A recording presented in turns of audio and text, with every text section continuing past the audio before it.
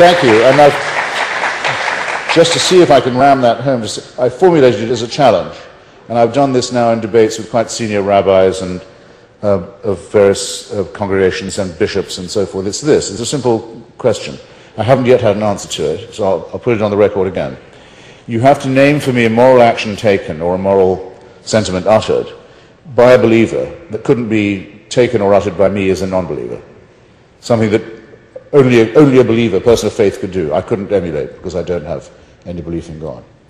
Now, so far, no one's been able to suggest anything under that heading. But there's a corollary question, much briefer, and where you don't have to stay for an answer. You have to think of a wicked thing said or an evil thing done by someone only because they thought God was telling them to do it. Now you've already thought of one, haven't you? Of course you have. And now you've thought of another, and another. Well, I rest my case.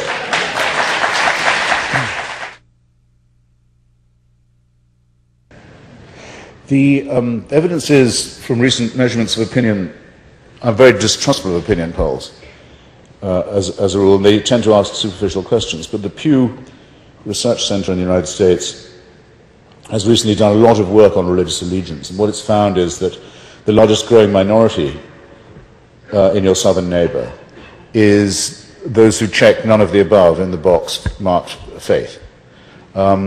It's double what it was 10 years ago. I would predict it would double again in the next 10 years. It's about 13 to 14% now. These are not atheists, I should say, but they are people who, if you wanted to say what their common and unifying proposition was, would be this. An ethical life can be lived without reference to the supernatural. Simple proposition.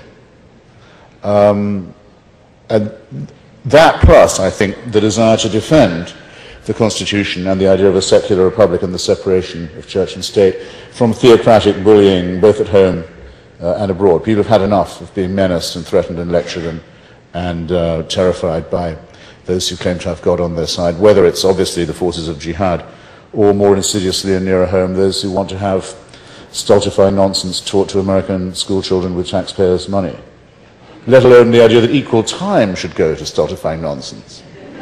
In other words, after the biology class, we have the intelligent design moment. Don't call it intelligent design, by the way. You've made a concession if you agree to call it that. Call it creationism. Just want to go. So then we have the astronomy period, and then we'll do Mrs. Jenkins will take you for astrology after the break. And then tomorrow we'll have your alchemy papers all ready. It's enough to make a cat laugh, and people won't have it. Nobody wants to come from a state that gets laughed at for that kind of stupidity. And no one's going to hold their convention in the capital city of a state that does it. And it's been defeated now in every court and school board in the land. And I'm proud to say, I think, after battling it for a long time, I've lived to see these people defeated. Not just defeated, but also humiliated, which is very nice.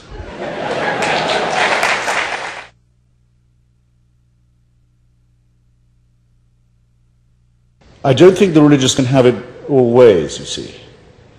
I mean, if intercessory prayer, for example, is valid, and if God can be called upon to save, well, let's take the most obvious example, the life of a sick child, and the child recovers, then God has just taken on all the if that happens and is attributable to the intercession, then God has just taken on the responsibility for all the children who don't recover. And the religious get very uneasy when you talk to them like this, because they both do want to say that help is available from on high, but if it's available sometimes, why isn't it available all the time? Why is it so maldistributed? Why is it so random? Why is it so capricious? It only replaces the argument about suffering and evil to where it was in the very first place, which is why the more intelligent religions are very sparing about claiming divine intervention, because they don't want to arouse too great a demand for it. Now, you may be asking the wrong person when I hear a lot of this stuff, it's white noise to me. If someone dear to me had died, well, this has happened to me as a matter of fact, if someone comes up to me and says, well, at least they're in a better place now, I don't even remember to be insulted, really. But though I could take offense, I think, at such a fatuous thing being said to me uninvited. But what I can't understand is why I can't put myself in the position of someone who'd be pleased and comforted to hear that. I just can't. I'm really sorry. Nor can I imagine myself saying it to someone who'd suffered a real loss. I can't imagine the expression I'd have to put on my face to say such a thing. So, maybe I'm not the ideal person to put this question to.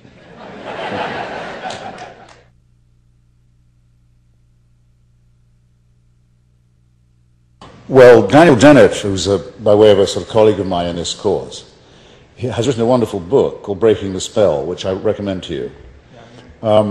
Possibly available at fine bookstores everywhere, as mine is, by the way, here.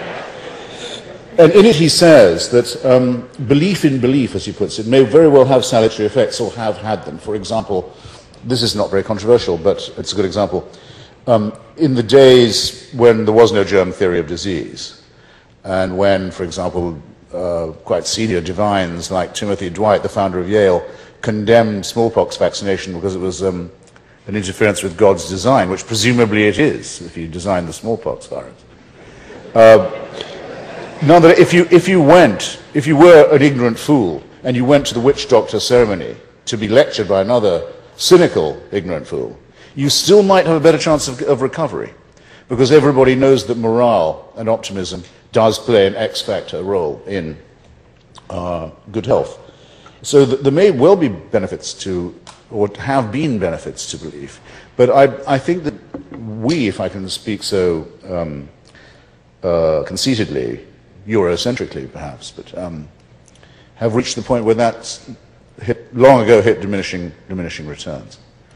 That really the emancipation of the mind requires us to put that sort of thing behind us.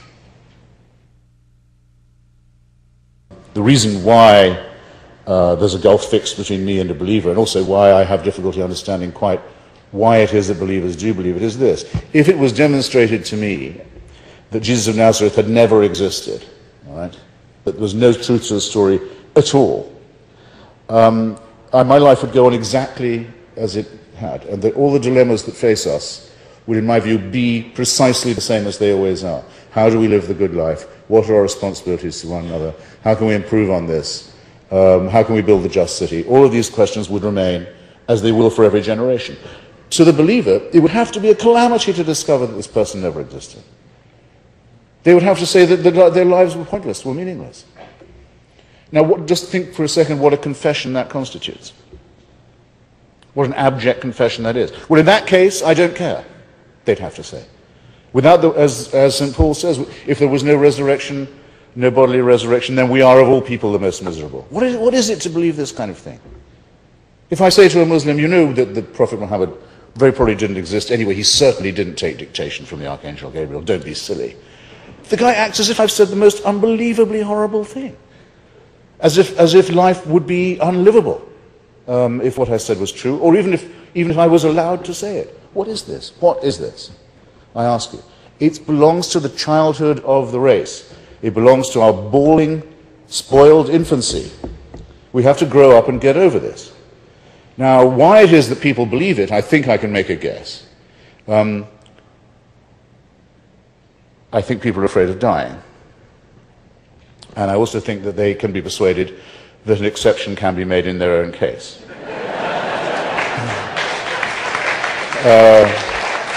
If they make the relevant propitiations and so on. I'm not of that view. I'm really not. I mean, just try it. Just try standing in the airport on the street, see them come towards you. Ask first which species of primate they'd be. Okay, is that a chimpanzee there? Is that a silverback gorilla there? Is that an orangutan there? You'll find everyone you know falls into one category or another. It passes the time. And then you say, now look at that one. Now if that one had gone to church every day and gone to confession every week, and tithed himself and so on, he'd be absolutely assured of eternal life. He'd have nothing to worry about. See if you can make yourself believe it. Then see if you can make yourself believe it about yourself. Well, obviously people can, and there are obviously people who know how to make a living out of this racket. But that's why when I'm told, well, at least you must respect people of faith, I say, well, actually, I don't. I don't think lying to children for a living is a respectable occupation.